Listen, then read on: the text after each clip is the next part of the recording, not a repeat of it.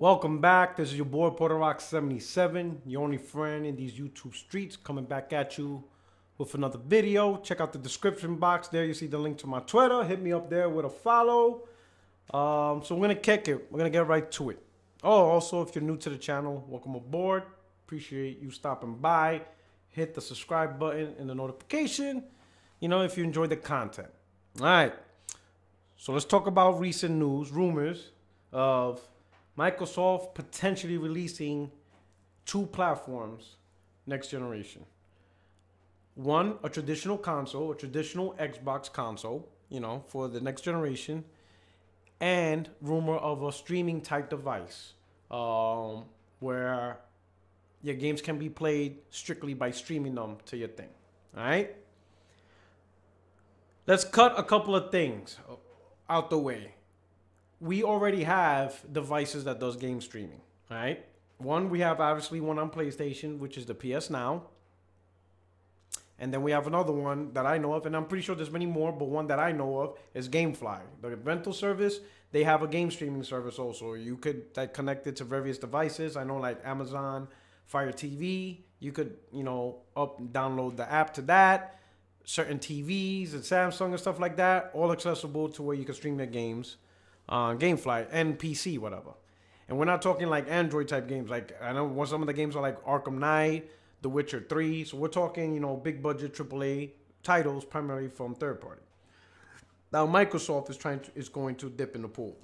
So I'm not here to simply regurgitate the news. I want to give you my perspective, but to understand my perspective, let's go over two things. Let's go over a couple of things. The first thing is, why is Microsoft doing this? All right? I always said that Xbox is not actually a worldwide brand. It doesn't actually sell a lot in every region of the four corners of the globe. I think Xbox is a very region-specific platform that is successful in certain regions. One of them primarily North America, right? Brazil's done a fantastic job. Microsoft done a fantastic job because I think they built a plant there, so it made the console cheaper. UK, very popular, one place where Xbox is popular. And that's really all I can think of in terms of extreme popularity. Xbox is sprinkled in different regions, obviously around the world. Asia, pretty much nullified, pretty much non-existent. Most of Europe doesn't do too well, except, except for the UK region. So Xbox is not, and I think Mexico is doing okay. But overall, Xbox is not a worldwide brand. It's not. It's not like Nintendo products and PlayStation products, especially the PlayStation products. It doesn't sell immensely in the four corners of the world. And this has been proven time and time again, generation after generation. It's not like this is a one-off generation. Right? I mean, even with the Xbox 360, where Xbox was probably at its most success in terms of console sales, it was primarily US and UK that drove the sales of that platform. Right? So it's clear that Microsoft has to do a different strategy. Right? So their strategy now is to try to provide their software and services across multiple devices. PC, obviously you started seeing them support PC. Obviously, they have multiple Xbox devices and now they're streaming services. They're trying to get in the hands. And I'm pretty sure. So that's the first part. Part number two, let's talk about the streaming device. So the streaming device, chances are, is going to be very affordable, very budget option. Probably doesn't cost much at all. Maybe $100, maybe even less. How about the price of a Fire TV? And the reason why I say maybe about the price of a Fire TV is because the Fire TV, you can download the GameFly app and stream games. And we're talking big budget AAA games. Like I said, you could play The Witcher 3 on the Fire TV, right? You just have to buy your own controller to connect to it. So I would imagine Microsoft's probably doing the same thing, where they have their own streaming stick. Probably comes with a controller, so that way it's already connectable. Maybe already has a little cheap headset, so you get the full experience, right? But I don't doubt. Well, I highly doubt that is going to be the only way to stream Xbox games or Microsoft games. Let's put it that way, because there's more Microsoft than anything else. I'm pretty sure, because at the end of the day, it's going to be an application, and the application can be downloaded on multiple devices. So I wouldn't doubt that this app game streaming app will also be available on Fire TV, on various TVs and any other device, Roku devices, whatever. So I don't doubt I don't doubt for a minute that this app will be available in more places. So with that, Microsoft is interested in trying to increase their market share. I don't even say market share, increase their fan base, their user base, by spread loading devices out there, right? Okay. So now, this is my thoughts behind it. So you got this Xbox streaming device, right? Chances are, it's not going to be, it'll probably have the option for 4K, but that's primarily not how the games are going to be played on this device. You know, because we barely have the internet. Most people don't even have the internet to handle 4K movies. And that's just a movie that you just stream, let alone 4K gaming, right? Which takes up a lot more bandwidth, all right? If Microsoft's concerned with user base, chances are they're going to try to keep their Xbox One fan base, right down to the Xbox One S and OG Xbox One, because that's where the majority of the Xbox gamers are at. There's lots of talk of forwards and backwards compatibility. Now, to clear this up, before I move on with this conversation, backwards compatibility is a new console's ability to play older generation games. All right? Let's keep that in mind. Forward compatibility is all the new generation games being able to play on older hardware. So, for example, the next Xbox, let's say Fable, the next Fable, right? Made for the next Xbox. If that game is playable on the Xbox One, that's forward compatibility. You know, new games on old hardware. Old games on new hardware is backwards compatibility. New games on old hardware is forwards compatibility. The combination of forwards compatibility, right? And the reason why I think Microsoft is definitely looking into forwards compatibility, because if Microsoft is planning to launch this cloud streaming service, right? And they're concerned about big user base, which means they have to keep the Xbox One. They have to cater their games to the audience that already exists, right? It doesn't seem like Microsoft wants to start over. They want to take advantage of the 35, 40 million, anywhere between 30 to 40 million. I know that's a huge window, but it's that window. They want to take advantage of that audience they already developed. And some of that audience will, you know, be early adopters to the Xbox, the new Xbox Project Scarlet platform. But some are just going to stick around, especially the ones who bought an Xbox One X or Xbox One S over the last year or two, and those who will continue to buy one.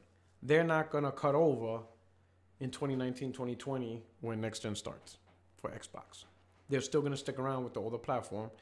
So Microsoft wants to take advantage of that platform, mainly because also Game Pass. That's another huge factor.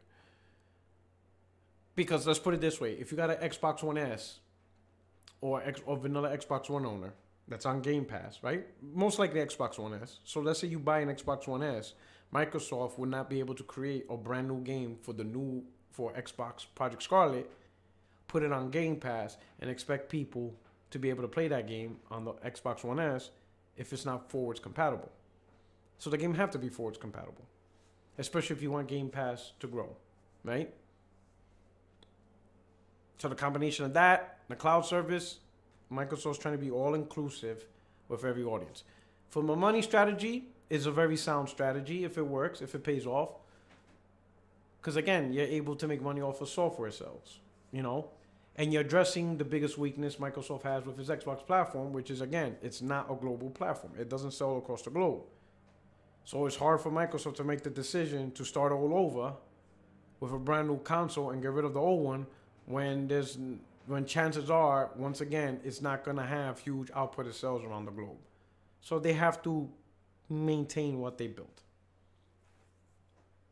And force compatibility will do that, right? So with that said, this is the big issue that I could see that could potentially hurt Microsoft.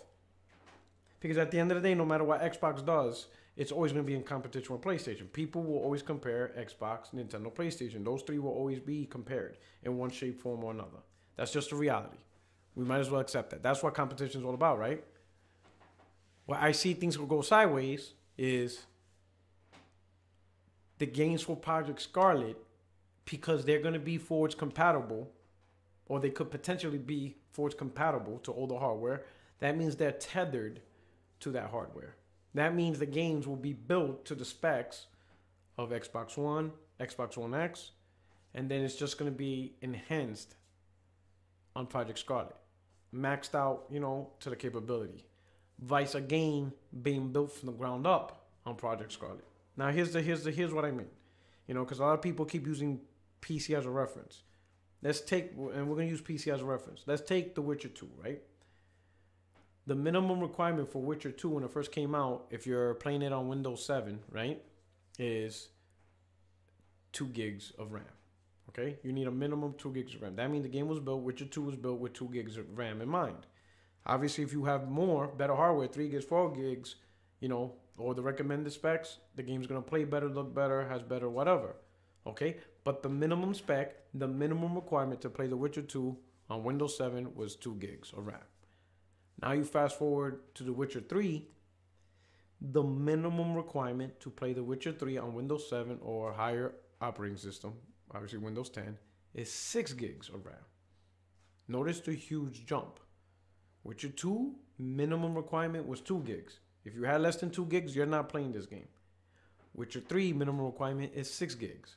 If you have less than 6 gigs, you're not playing this game. You see what I'm saying? The Witcher 3 wasn't tethered to Witcher 2 specs. Because Witcher 3 was not tethered to those specs, the world was bigger. They will actually be able to improve, make big changes to the game overall because they improved the specs. The foundation of the game was just bigger.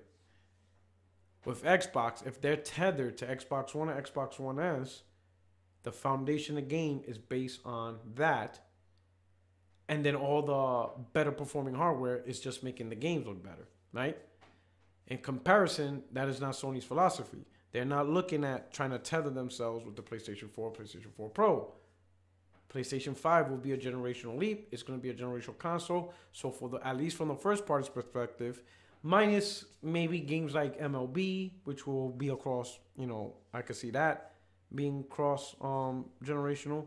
But for the most part, their big blockbuster games are going to be built from the ground up and not tethered to older hardware. That means it's going to take advantage of PlayStation 5. So now let's say Horizon Zero Dawn 2, built from the ground up on PlayStation 5 hardware versus Fable, which is tethered to Xbox One hardware and enhanced on Project Scarlet. That's going to be a huge contrast between the two games.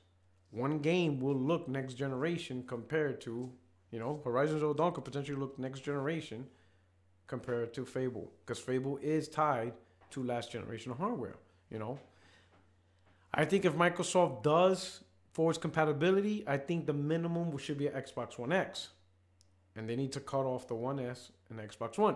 Because if they don't, they are literally tethering themselves to a platform with hardware as old as 2011. There's only so much new hardware can make a 2011 game look good.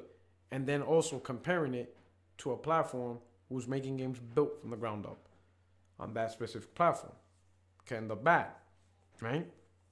So that's one thing I see that's bad on their strategy. Strategy number 2, I don't know how deep Microsoft is in cloud streaming or the streaming service. Again, we already have a couple, PS Now, and we have GameFly. And if you notice, not a lot of gamers use that. You know, not a lot of console gamers are interested in it, and not a lot of PC gamers are interested in that.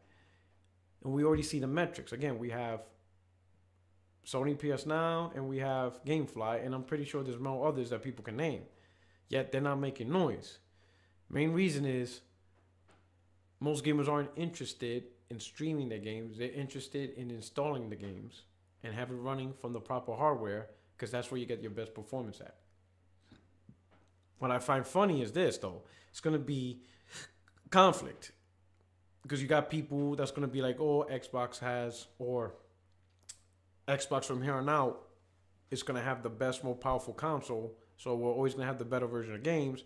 Yet at the same time, Microsoft's releasing a streaming device where you could literally have the worst experience in games. And people are like, well, it's optional. Well, you're right. Everything's optional. But here's the thing. The item needs to sell. You can't have options on the store shelf and just leave it on the store shelf collecting dust. That's not how it works. Oh, Microsoft's just releasing the options. No, Microsoft releasing something they expect people to buy. If people don't buy that cloud stick, they're losing money. You see what I'm saying? It's not just, it's just there. Just, yeah, cool, whatever. People don't want it. It's all good. No, they'll lose money. Which will bring them back, which could potentially set them back all over again, I don't know if this cloud streaming thing is going to be successful. I could understand maybe like phone games and stuff like that, But the games that we normally play on consoles, people who play Madden ain't going to be interested in streaming Madden. It's not going to be the best quality to play the games. Red Dead Redemptions, the Grand Theft Autos, the Call of Duties, these type of gamers at least want a certain level of performance and stuff like that. And they want the game there.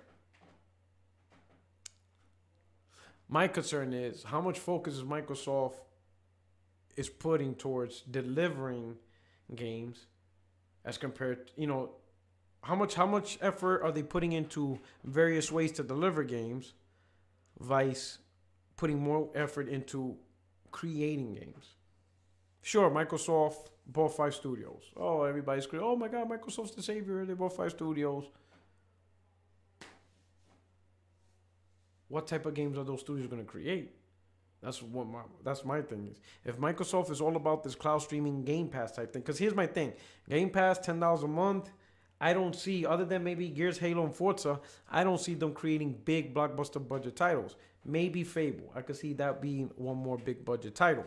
But I don't see them truly interested in creating big, huge AAA titles, new AAA IPs for a service that's just $10 a month.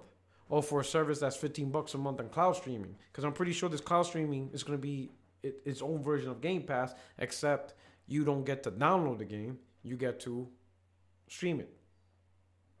You know what I'm saying? I'm also wondering, is it going to be tied to Game Pass? Like, will Game Pass include cloud streaming? Because I think that makes more sense. Have Game Pass include game streaming, so that way you can either download the game or you can stream it. You have the option. It will be pretty weird. I ain't gonna say weird. It's gonna be pretty. I don't know what the appropriate word to use in this, but to have a Game Pass subscription and we'll call it Cloud Pass subscription. Once, $10. I'm like, man, you're paying $20 a month now. It's pretty interesting in this one. I will say this. Sony, to me, is probably definitely in the best position to once again be the market leader. Because I don't think they're spreading themselves too thin. I think they have a focused plan. They're focused on the console and what the console can do. And making games for the console and politicking with the third-party industry to bring as much content onto that console, to bring as much exclusive content onto that console, whether it's maps, DLC, indies, timed exclusives, or all outright exclusives, or PC, PS4 only titles. Sony's focusing on that one device. And because they're focusing on one device, I think that's going to be an easy message for the majority of gamers. And I said the majority. All right? Most gamers will get it. PlayStation console, games, got it. Microsoft is going to be weird. Another setback with this cloud thing is internet. It's a huge reliance on internet. It's huge. It's over, how would you say, it's over relying on something that's really not built for gaming industry. And what I mean by that is there's so many places of people that can't even game online. It takes forever to download.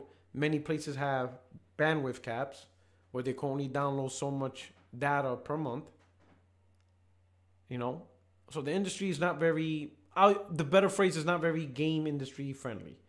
The ISP, the internet service provider industry, is not very game friendly for the most part. There's a lot of people who can't enjoy gaming online to the full extent as much as people like to think. They can't game as long, they can't download all the stuff, but they pay a lot of money. The latency, the network sucks in many places.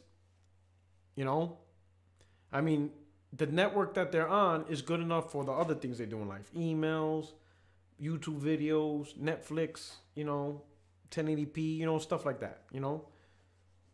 But when it comes to gaming, which is a bit more intensive, because I think gaming is a very intensive hobby that's very intensive on the network, that's where things get sideways. So it's be interesting to see this future for Xbox and how Microsoft plays this off. But at the end of the day, here's my thing.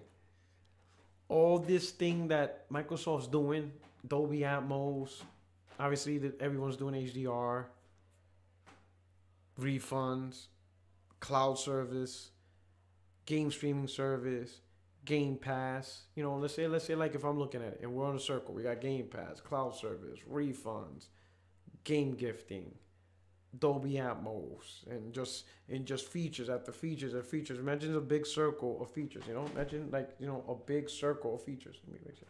A big circle of features. Just like that, a big circle, right? At the center of that circle is games, because that's really what all those things are for. All those things are for us is to enhance gaming. And I see a lot of people on Twitter, when they talk about Xbox, they mention all these lists. They be like, "Oh yeah, I love Xbox," and they list off all the things: HDR, Dolby Atmos, Blue UHD player, Xbox Live, whatever, all the other crap, FreeSync, vapor cooling chamber, emoji support. Fuck yeah, emoji. So I saw that one. That blew my mind. I'm like, we hyping emoji supports. But anyway, even if you do hype emoji supports and you got all this stuff, that's all in the circle, right? In the middle is games. All that stuff is to enhance your gaming experience. In particular, I like to think Xbox gaming experience, because that's what I look at these consoles. These consoles have its own unique name because they're supposed to bring a unique experience in gaming. Of course, third party is third party. We all know third party provides community pussy. I said this 100 times on a lot of videos. And if you're hearing it for the first time, what I mean by that is it's pretty much content that everybody gets to hit. She's not wifey. She's not exclusive. Community pussy. Everybody get a stab at it. Sure, for one person, she's just on ponytails and sweats. For another person, she's in a nice tight miniskirt, makeup, all dolled up, looking fly. That represents which version of the game you're playing. The best version or the worst version. But at the end of the day, it's still the same punani. You're all hitting it. No one can claim it. It's community pussy. Everybody's tapping it. All right? But what makes you unique is exclusive game content. When you think of PlayStation games, when you think of Zelda, Mario, Metroid, Super Smash Brothers, we all know the platform we're talking about. There is no confusion. When I say God of War, Uncharted, Death Stranding, Days Gone, Bloodborne, MLB The Show, we all know what platform I'm talking about. When I say Halo, Sunset Overdrive, we all know the platform I'm talking about, because those two are only available on that platform. But now, the way things are going, if I tell you, yo, I got this new platform and I'm playing Gears and Forza, what platform am I talking about? At first you could say, oh yeah, Xbox. Are you sure? Because those games are on PC now. So I always look at games identifying with the name of the platform, And Xbox lost that. Microsoft did it because they see something bigger. They see a different price, but it is what it is. But anyway, we're going to see how this future... Again, this is all a rumor. But I do think Microsoft is interested in this cloud service. And again, I don't think it's going to be limited to just this one device, because again, it's just an app. And if they could make this app available on tablets, phones, Amazon Fire TV, Roku boxes, and all that other stuff, it's just going to spread load on their availability. The question is, do I think a lot of people are going to be interested? I don't know, because again, we already have streaming services now. And I'm not just talking about PSN now, because you need a PlayStation specific device on there. But even though you can play on PC, but we have GameFly. And that has current generation titles. Like I said, you could look at it now. It has The Witcher 3 on there. If you have The Witcher 3, you could pretty much have everything. But how many people are actually doing it? How many PC gamers are actually doing it? So what would make people do it now for Microsoft? The only thing I could see, the crowd that's definitely going to go for this, is the ones who I call Xbox fans. I mean, Microsoft fans. They call themselves Xbox fans, but they're actually Microsoft fans. They do what Microsoft wants them to do. Okay? They'll be the ones to say, you know, game streaming sucks, PS Now sucks, we don't want that. But as soon as Microsoft says we made, you know, game streaming service, then they'll come back, oh shit, since Microsoft made it, now I want it because Microsoft made it. You understand? It's the same thing how some people did not care about, virtual reality, you know, PSVR. I don't want it, whatever, until back in 2016 when Phil Spencer said, oh, and we're gonna create our own VR. Then people be like, yeah, Microsoft, they're gonna create the good VR. I can't wait. And then Phil Spencer comes back, we're not doing it again. So now the Microsoft writers are like, oh yeah, I was never interested in that. They're told what to like. You understand? So those guys I see jumping on cloud streaming only because Microsoft told them to. You understand what I'm saying? Microsoft said it, so they obey. You know, if it wasn't for that, they wouldn't care about cloud streaming. But because Microsoft did it, they're gonna do it because they're told what to like and how to like it and whatever. You know, because if you're really interested in cloud streaming, you have accessibility to try it out now. And here's the thing: oh, it sucks. If you haven't tried it, how do you know it sucks? Like I haven't tried the GameFly streaming. I'm not interested in it because I'm not interested in game streaming. I'm not subscribed to PS Now. I'm just not interested. I don't really care who makes it. I'm not interested in that. That's just the reality. But if you're interested in game streaming, you have the option to try it out now. You most likely already have the device and you could try a free trial now. But most people are told what to like, so they obey. Weird? That's what I noticed. Very weird to me. I don't know why anybody would listen to a company and be told what to like. You know, I'm definitely like that. Like for me, I don't like, for example, I didn't buy the Pro because I don't really care about this 4K no matter how many times Sony's pushing it or your Microsoft. Now it's not the time for me. I'll just rather wait for the next generation console to get a proper upgrade, you know? I didn't buy a Vita. I don't think Sony makes good handhelds. I'm not interested in that handheld. It is what it is. I'm not subscribed to PS Now. I'm not subscribed to PS View. There's a lot of things. Again, I like what I like. I subscribe to what I want to subscribe. I'm not told what to like. If I don't like game streaming, I don't care what platform has it. That's just me, right? But anyway, let me know what you think about the video. As more information develop, I'll tie myself in, refine my views. You know, obviously with more information, we'll see what's going on. But anyway, thanks for stopping by. You know, if you're new to the channel, I hope you stick around and hit the subscribe button, all right? Watch out for my podcast every Thursday, 4 p.m. Eastern, 60 frames, no lag, all right? You guys take care. Peace.